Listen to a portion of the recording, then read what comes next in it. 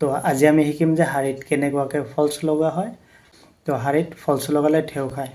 তো সেই ঢেউটো কি কাৰণত খায় তাৰে বিষয়ে আজি আপোনালোকক দেখাম, আৰু সেই ঢেউটো নোখোৱাকৈ কেনেকৈ আপোনালোকে ফলছ লগাব ভালকৈ ফিনিচিং কৰি, তো সেইটো আজি আপোনালোকক দেখাম। তো ভিডিঅ'টো চাই থাকক শেষলৈকে, আৰু যদি ভিডিঅ'টো চাই ভাল লাগে তেনেহ'লে প্লিজ ভিডিঅ'টো লাইক কৰি দিব, আৰু ভিডিঅ'টো চাই কেনেকুৱা পালে কমেণ্ট কৰি জনাব। আৰু যদি মোৰ ফেচবুক পেজত চাই আছে তেনেহ'লে প্লিজ পেজটো ফ'ল' কৰি দিব, আৰু যদি ইউটিউব চেনেলত চাই আছে ইউটিউব চেনেলটো ছাবস্ক্ৰাইব কৰি দিব। তো বলক আৰম্ভ কৰোঁ আজিৰ ভিডিঅ'টো। তো এইখন হ'ল শাৰী আৰু এইটো ফলছ। শাৰীখনৰ ভিতৰত চাওক কালাৰটো বেলেগ আৰু বাহিৰৰ কালাৰটো বেলেগ।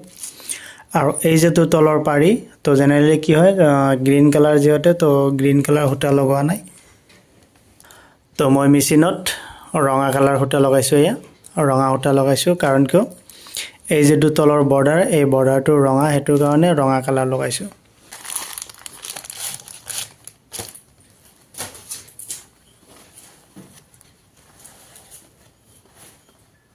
তো শাৰীখনৰ যিখন আঁচল, সেইখন আঁচলখন ৰঙা আছে, গল্ডেন কালাৰ ডিজাইন আছে।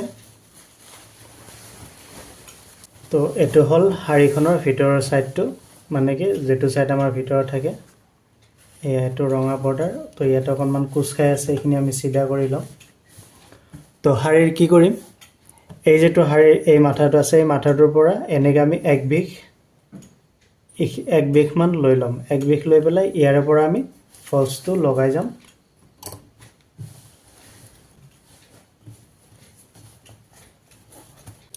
আৰু ফলছৰ এই মাথাটো আমি অকণমান এনেকৈ ফ'ল্ড কৰি দিম। এইটো ফ'ল্ড কৰি দিলোঁ, আৰু ইয়াৰ পৰা এইটো আমি এনেকৈ চিলাই যাম। আৰু ইয়াতে ফাৰ্ষ্টত আমি অকণমান আপ এণ্ড ডাউন দিম, যাতে চিলাইটো আমাৰ খুলি নাযায়।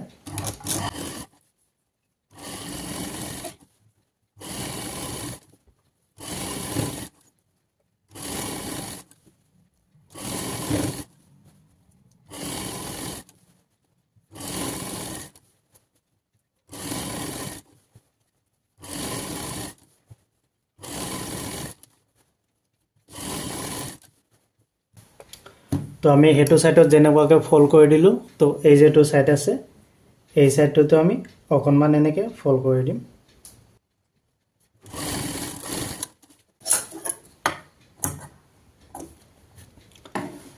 তো এইটো আমাৰ হ'ল। এতিয়া আমি কি কৰিম, এই যিটো ছাইড আছে একদম ইয়াৰ পৰা এনেকৈ আমি এইটো হাত চিলাই মাৰিম। কিন্তু হাত চিলাইটো মাৰাৰ আগতে তো চাওক ইয়াতেই প্ৰব্লেম হয়। তো মেইন প্ৰব্লেমটো হ'ল আমাৰ ইয়াতেই। অকল তলৰ এই চিলাইটো মাৰি পেলাই কি কৰে, ইয়াৰ পৰা হাত চিলাইটো মাৰে। তো কিন্তু কিছুমান যিবোৰ চিফনৰ শাৰী থাকে সেইবিলাকতো আপোনালোকে তো ফাৰ্ষ্টত এটা কাম কৰিব, কি এই তলৰ চিলাইটো মাৰাৰ পাছত এই ইয়াৰে ওপৰেদিও এটা চিলাই মাৰিব। তো ফাৰ্ষ্টত আমি এই যিটো ফলছৰ লাইন আছে এই লাইনটো চিধা কৰি ল'ব লাগিব। তো এইটো যদি চাপ'জ অকণমান আমাৰ বেকা হয়, বা হয়তো ধৰক যদি ইভাগে আহে, বা হয়তো যদি ইভাগে যায়, তেতিয়া কি হ'ব, গোটেই শাৰীখনৰ ফলছ লগোৱা আমাৰ বেকা হ'ব। তো মেইন হ'ল আমি যেতিয়া এই ওপৰৰ চিলাইটো আৰম্ভ কৰিম, তো এইটো আমাৰ একদম চিধা হ'ব লাগিব। ইয়াতে দি আমাৰ হাত চিলাই হ'ব। তো অকণমান আঁতৰাই দি আমি এটা মেচিন চিলাই মাৰিম, আৰু এই মেচিন চিলাইটো আমি পিছৰ পৰ্যায়ে খুলি দিম। তো সেইটো কাৰণে আমি যিটো মেচিনত আমাৰ যিটো চিলাইৰ যিটো ছিষ্টেম থাকে, এইটো আমি ডাঙৰ কৰি ল'ম। মানে কি চিলাইটো যিমান পাৰোঁ সিমানখিনি ডাঙৰ কৰি ল'ম। জাষ্ট এই ফলছটো আমাৰ ইয়াৰ লগত ফিটিং হৈ থকাৰ কাৰণে আমি এই চিলাইটো মাৰিম।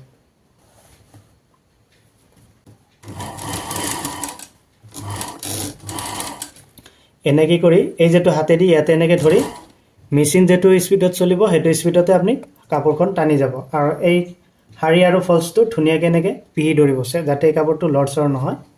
লৰচৰ হ'লে কিন্তু আমাৰ ফলছটো টান খাব বা হয়তো বেকা হ'ব।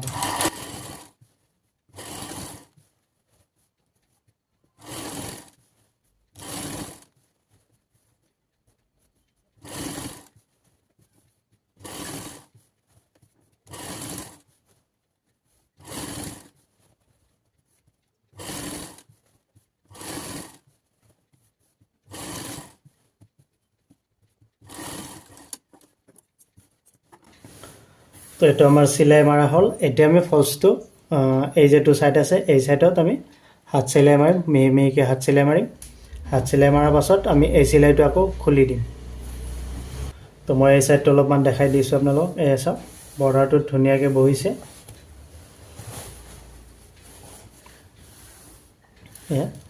তো এনেকৈ আপোনালোকে শাৰীৰ ফলছো লগাব চাব শাৰীৰ ফলছো লগা বহুত ধুনীয়া হ'ব আৰু বেকা হৈ নাথাকে তো কিছুমানৰ চাব যে শাৰীৰ ফলছো লগাৰ পিছত ঢেউ খাই থাকে তো পানীৰ যেনেকুৱা এটা ঢেউ সেনেকুৱা এটা ঢেউ খাই থাকে তো এইটো পদ্ধতিত আপোনালোকে ফলছো লগাব আপোনালোকৰ ফলছত সেই ঢেউটো নাখায় তো আশা কৰোঁ ভিডিঅ'টো আপোনালোকৰ ভাল লাগিছে আৰু যদি ভাল লাগিছে তেনেহ'লে প্লিজ ভিডিঅ'টো এটা লাইক কৰি দিব আৰু যদি মোৰ ইউটিউব চেনেলত চাই আছে চেনেলটো ছাবস্ক্ৰাইব কৰি দিব আৰু যদি ফেচবুক পেজত চাই আছে তেনেহ'লে প্লিজ পেজটো ফ'ল' কৰি ভিডিঅ'টো শ্বেয়াৰ কৰি দিব তো ধন্যবাদ লগ পাম আৰু এটা নতুন ভিডিঅ'ত টেক লগত বাই বাই